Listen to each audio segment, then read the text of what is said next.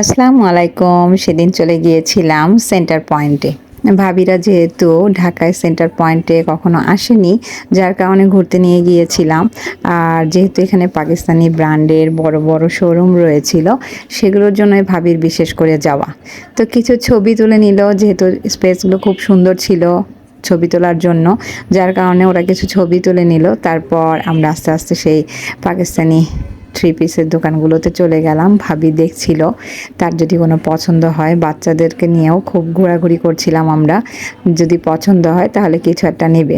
যাই হোক, অনেকক্ষণ দেখাদেখি করার পর তারপর এখান থেকে বের হয়ে আসলাম। আমরা উপরে ফ্লোরে চলে গেলাম। সেখানে যেও ভাবি জুতা দেখছিল তার নিজের জন্য বাটা থেকে, তো ছেলের জন্যও দেখছিল, যদি পছন্দ হয় তাহলে নিবে।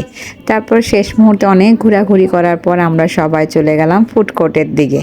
যেহেতু মিহু প্রথম এসেছে, মিহুকে দেখানোর জন্য আমি উপরে নিয়ে এসেছি।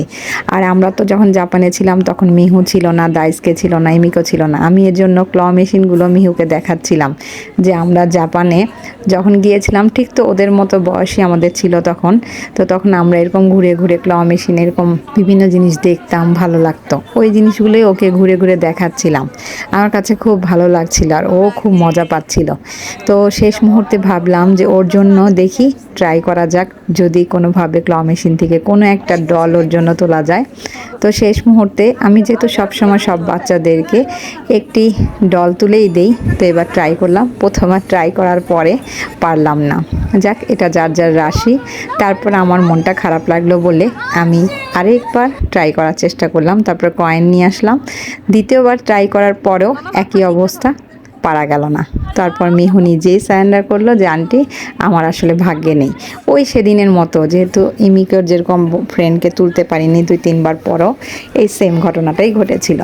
যাই হোক, মনটা খারাপ হয়ে গেল। তারপর আমি ওকে বললাম ঠিক আছে, আমি এক সময় তোমার জন্য এখান থেকে নিয়ে তোমাকে দিয়ে আসবো। এরপর আমরা ইউনিমার্টে চলে গেলাম। সেখানে এই দুষ্ট দুইটা তো চিপস টিপস নিয়ে একদম কি অবস্থা। যাই হোক, তারপর এখান থেকে বের হয়ে আমরা সরাসরি রাত্রে ডিনার করব।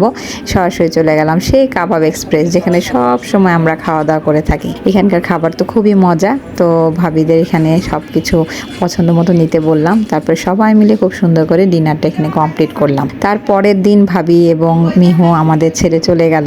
আমাদের খুব কষ্ট লাগছিল, আরও কিছুদিন থাকতে পারতো কিন্তু সময় ছিল না। যাই হোক, আবার দেখা হবে। খোদা হাফেজ।